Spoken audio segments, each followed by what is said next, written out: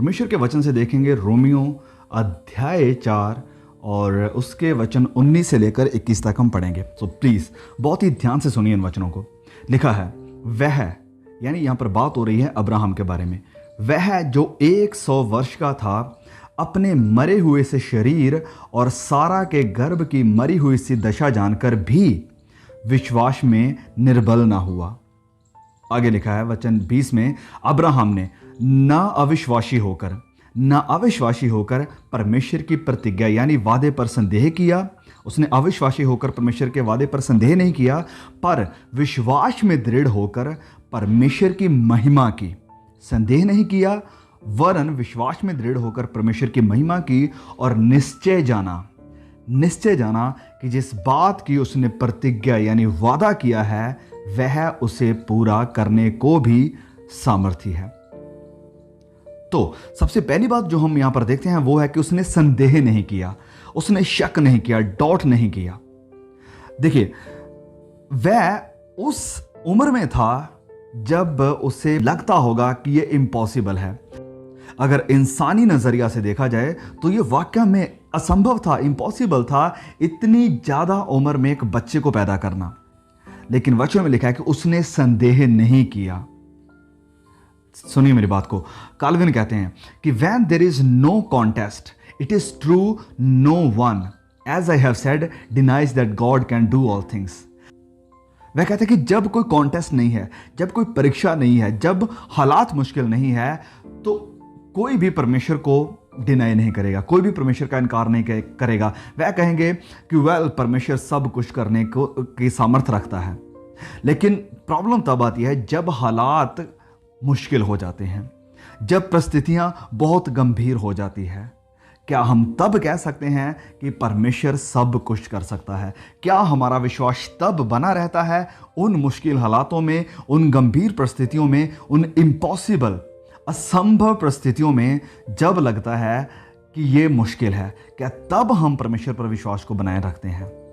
ये मैटर करता है। और अब्राहम जब ऐसे एक असंभव सिचुएशन में था, तब उसने वचन में लिखा कि संदेह नहीं किया। उसने परमेश्वर की प्रतिज्ञा पर, परमेश्वर के वादे पर शक नहीं किया। और फिर जब हम आगे पढ़ते हैं तो वहां पर लिखा है कि उसने निश्चय जाना। दैट मीन्स इंग्लिश में लिखा है कि ही वॉज कन्विंस्ड। वह कन्विंस्ड था कि जो वादा परमेश्वर ने उसके साथ किया है वह परमेश्वर इस वादे को पूरा करने की ताकत रखता है। The God of Abraham was able to perform what he had promised, and Abraham was fully convinced of this. Abraham का परमेश्वर वह सब करने की ताकत सामर्थ रखता था जो उसने वादा किया था, और अब्राहम को यह निश्चय पता था, उसने निश्चय ये जान रखा था, वो इस बात को लेकर कन्विंस था। और आइजैक यानी इजहाक वो वादा की हुई संतान थी जिसका परमेश्वर ने अब्राहम के साथ वादा किया था। So it was impossible for this couple to have a child at this age. So इस जोड़े के लिए, अब्राहम और सारा के लिए यह इम्पॉसिबल था, असंभव था इस उम्र में जिसमें वो अभी पहुंच चुके थे कि वह एक बच्चे को पैदा कर सके। लेकिन इस इम्पॉसिबल सिचुएशन में, इस असंभव परिस्थिति में भी वचन में लिखा है कि अब्राहम ने विश्वास में दृढ़ होकर परमेश्वर की महिमा की। वह विश्वास में दृढ़ हुआ और उसके विश्वास की दृढ़ता ने परमेश्वर की महिमा की, और उसने निश्चय जाना कि जिस बात की उसने यानी परमेश्वर ने प्रतिज्ञा यानी वादा किया है वह उसे पूरा करने को सामर्थी है। तो जब हम इम्पॉसिबल सिचुएशंस यानी असंभव परिस्थितियों में, हालातों में परमेश्वर में अपना भरोसा बनाए रखते हैं, जब हम असंभव हालातों में परमेश्वर के ऊपर भरोसा बनाए रखते हैं, तब हम परमेश्वर की बड़ी महिमा करते हैं, तब हम परमेश्वर को असल महिमा देते हैं। जब हम उन हालातों में परमेश्वर की महिमा करते हैं जो हालात असंभव हैं। हम जानते हैं कि ऐसी कोई भी समस्या नहीं है जिससे परमेश्वर निपट नहीं सकते हैं, जिसका परमेश्वर सामना नहीं कर सकते हैं। वह शैतान द्वारा कहीं भी तैयार की जाने वाली हर एक समस्या का, हर एक प्रॉब्लम का हल कर सकते हैं। राजा का मन भी उसके हाथ में रहता है और वह उसे भी अपने पक्ष में कर सकता है। यह हमें देखने को मिलता है नीति वचन अध्याय 21 वचन 1 में। यहां पर लिखा है कि राजा का मन जल की धाराओं के समान यहोवा के हाथ में रहता है, जिधर वह चाहता है उधर उसको मोड़ देता है। इसलिए सुनिए, इसलिए चाहे जो भी होता रहे, हमेशा परमेश्वर में अपना भरोसा, अपना विश्वास बनाए रखिए और अपने इस विश्वास का अंगीकार करते हुए, इसे कन्फेस करते हुए, अपने जुबान से बोलते हुए ये कहते रहें कि शैतान को आपके पांव तले कुचलवा देगा वो परमेश्वर जिसने आपके साथ प्रतिज्ञा की है, आपके साथ वादा किया है। तब शैतान चाहे कुछ भी करे, आप उस पर जय पाते जाएंगे, आप उसके ऊपर जीत को, विजय को पाते जाएंगे। क्योंकि पृथ्वी पर हमें परमेश्वर एक आत्मिक शिक्षा देना चाहते हैं। परमेश्वर हमें एक आत्मिक शिक्षा देना चाहते हैं, इसलिए आपको ऐसी अपेक्षा रखनी चाहिए कि समय गुजरने के साथ साथ आपकी मुश्किलें और ज़्यादा बढ़ती जाएंगी। वैसे ही जैसे एक बड़ी क्लास में आगे बढ़ते हुए आपके स्कूल के मैथ के सवाल भी और ज़्यादा मुश्किल होते जाते हैं, लेकिन यकीनन आप मैथ के किसी मुश्किल सवाल की चुनौती का सामना करने से बचने के लिए एक छोटी क्लास में लौटना नहीं चाहेंगे। इसलिए हमें तब भी कोई हैरानी नहीं होनी चाहिए जब हम अनुग्रह में बढ़ते हैं और जब परमेश्वर हमें ज़्यादा हालातों का सामना करने की अनुमति देते हैं। इस कारण हम ज़्यादा शक्तिशाली, ज़्यादा साहसी, हिम्मत वाले और ज़्यादा दृढ़ मसीही बनते जाएंगे। हर समय इस बात का ध्यान रखें कि हमारा विवेक हमको कभी किसी बात के लिए दोषी न ठहराए। इस बात का ध्यान रखें कि हमारा जो विवेक है ये हमें कभी दोषी ना ठहराने पाए। तभी हम साहस के साथ, हिम्मत के साथ परमेश्वर के सन्मुख आ सकेंगे और उससे अपनी मुश्किलें हल करने के लिए कह सकेंगे, हम उससे प्रार्थना कर सकेंगे।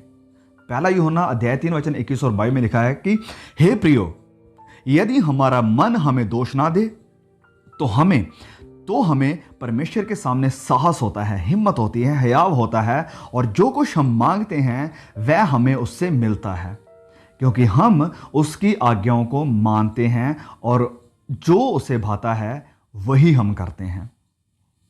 ये परमेश्वर से ऐसी किसी भी मुश्किल का हल मांगना है जिसका हम सामना कर रहे हैं परमेश्वर के पास, क्योंकि हर मुश्किल का हल है। इसलिए याकूब कहता है कि जब आपका सामना विभिन्न समस्याओं से हो तो इसे बड़े आनंद की बात समझें, क्योंकि जब परमेश्वर आपकी समस्या को हल करेगा तो उसमें आपको परमेश्वर का एक नया अनुभव मिलेगा, आपको एक नया एक्सपीरियंस मिलेगा जिसे आप दूसरे भाई बहनों के साथ शेयर कर सकेंगे। केवल 2 बार, सुनिए मेरी बात को, केवल 2 बार ही हम पढ़ते हैं कि प्रभु यीशु हैरान हुए थे। न्यू टेस्टामेंट में हम इस बात को सिर्फ 2 बार पढ़ते हैं। एक बार जब उसने विश्वास को देखा और दूसरा जब उन्होंने अविश्वास को देखा। जब रोमी सूबेदार ने कहा कि यीशु एक शब्द बोले और उसका दास जो कि कई मीलों दूर था वह ठीक हो जाएगा, तो यीशु ने उसके विश्वास पर अचंभा किया। प्रभु यीशु हैरान हो गए। आप इसे पढ़ सकते हैं मत्ती उसके 8 अध्याय वचन 10 में। फिर जब यीशु अपने खुद के नगर में आए, जब अपने गांव में आए और उसके लोगों ने उस पर विश्वास नहीं किया, तब यीशु ने उनके अविश्वास पर आश्चर्य किया। प्रभु यीशु उनके अविश्वास को देखकर हैरान हो गए। सूबेदार इतना विनम्र था कि उसने प्रभु से कहा कि वह अपने आप को यानी खुद को इस योग्य नहीं समझता है कि प्रभु यीशु उसके घर में आए। और फिर एक कनानी औरत थी जिसने प्रभु से अपनी बेटी जो कि कई मीलों दूर थी उसको चंगा करने के लिए प्रभु यीशु से कहा था।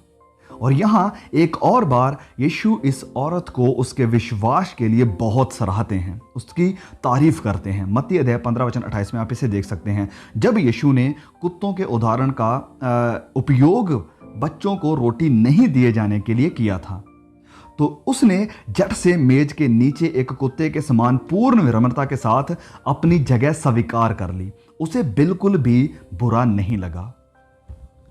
तो इन दोनों घटनाओं में हम यहां पर एक बात को एक समान देखते हैं कि नम्रता और विश्वास यानी हम्बलनेस और फेथ के बीच में बहुत करीबी है। इन दोनों के बीच में एक बहुत ही करीबी संबंध है, रिश्ता है। हम जितने नम्र होंगे, हम जितने हम्बल होंगे, उतना ही कम हमें अपने आप पर भरोसा होगा।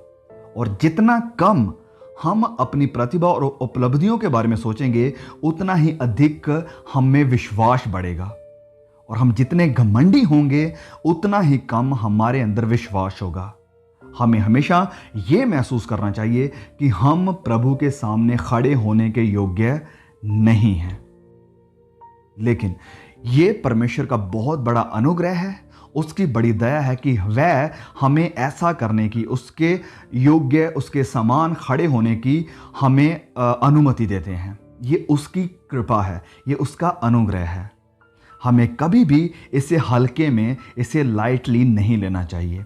इसलिए नम्रता को अपने पूरे हृदय से खोजें और कठिन परिस्थितियों में भी, असंभव परिस्थितियों में भी, इम्पॉसिबल सिचुएशन में भी अब्राहम के जैसे विश्वास को बनाए रखें।